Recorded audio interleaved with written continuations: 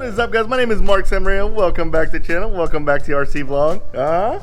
Check it, guys. I got a haircut. We're getting out of this. We're getting out of this, guys. This coronavirus has got to stop. I got to get out there and play. But, guys, today I'm going to tell you some cool stuff. But before I do, I got to show you my Revo is done. My Revo is done. That Revo rebuild that I did, I took those 3 junked up Revos and made it into a really nice one. It's done.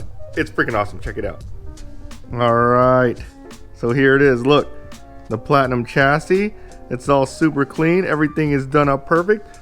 Perfect fuel tubing. Look, check this out. Look how clean the Easy Start is. Yeah, I'm running Easy Start because I didn't want to run out of bump box. We're gonna find out. The Easy Start's not bad. I'm not gonna run the glow plug wire. I think that thing sucks, and I'll tell you guys why here in a little bit. The only thing I'm missing are the things that route the wires here, but I have this piece that routes the wires, but that's for the shorter wheelbase or shorter chassis. RPM bumpers, push rods. Oh god, this thing turned out perfect. This is the engine that came out of one of the Vortex that looked brand new. I think it came out of a Vortex. Came out of one of the cars that I got, but it looked brand new on the inside. I'm probably gonna run some heat cycles on it.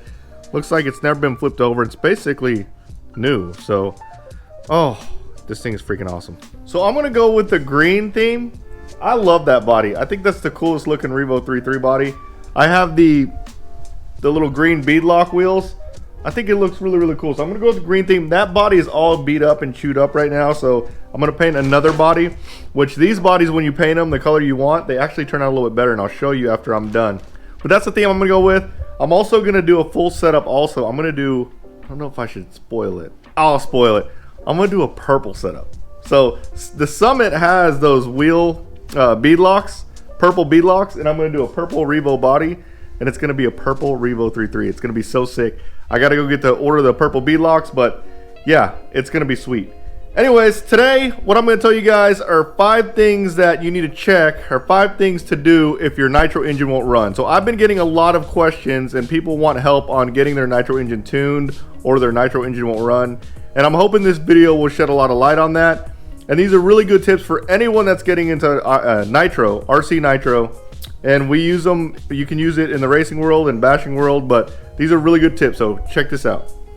All right, so the first tip is, if anyone sends me their car, or I don't know anything about the engine, or I get a new engine, I don't know what to do with it, the first thing I do is I set all the needles to factory. So when you set all the needles to factory, so long your engine doesn't have any crazy leaks, or nothing crazy is going on inside your engine, it should fire right up.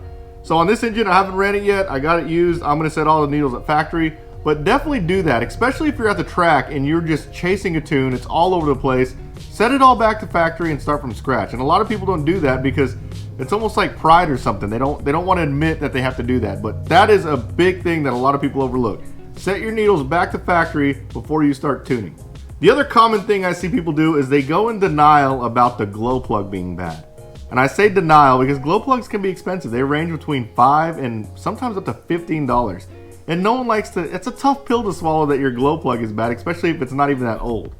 If you're, a lot of times whenever your tune is really, really bad, it's probably the glow plug. Like glow plug's not lighting up, it's not lighting up hot enough, and it will cause your car to idle weird, it will die.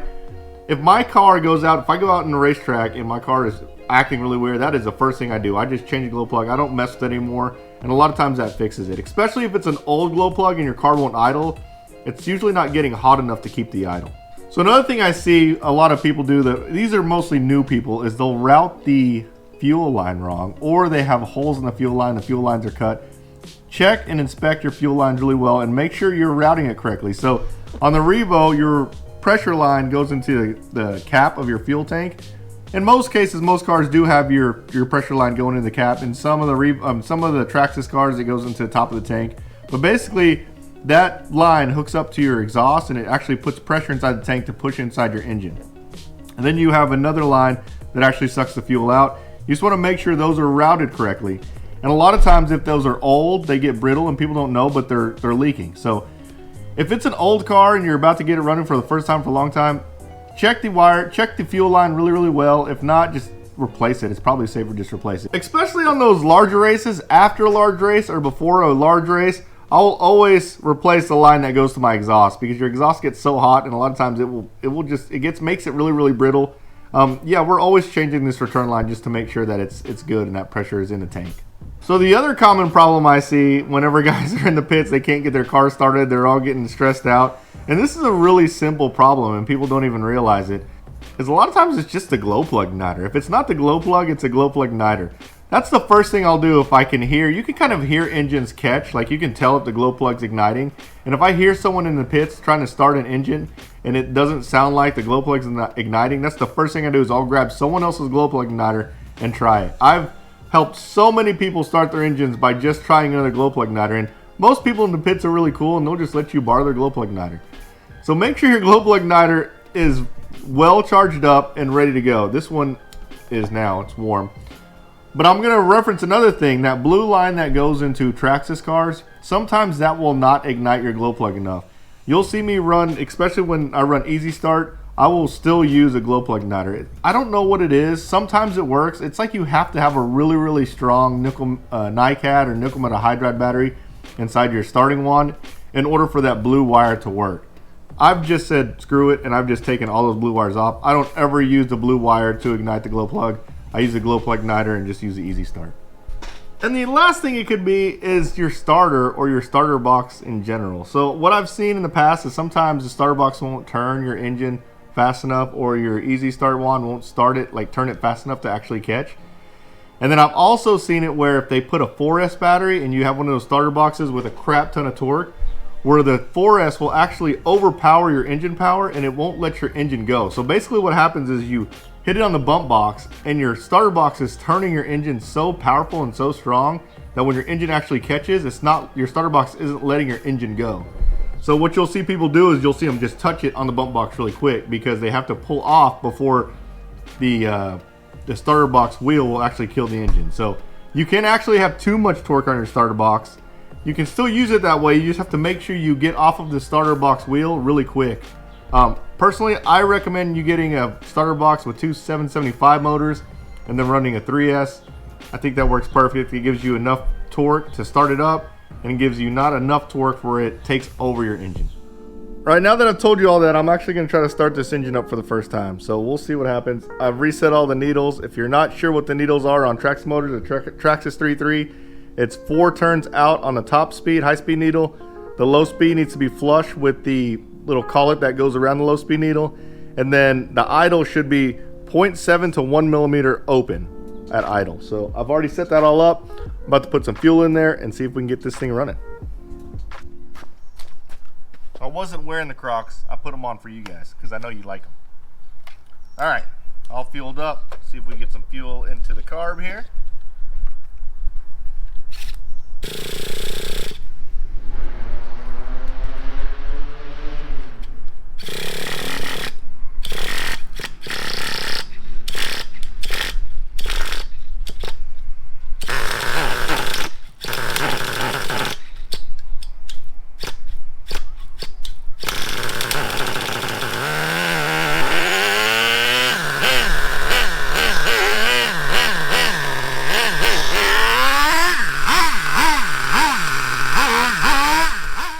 Just realized I forgot to change the glow plug, so let me change that real quick.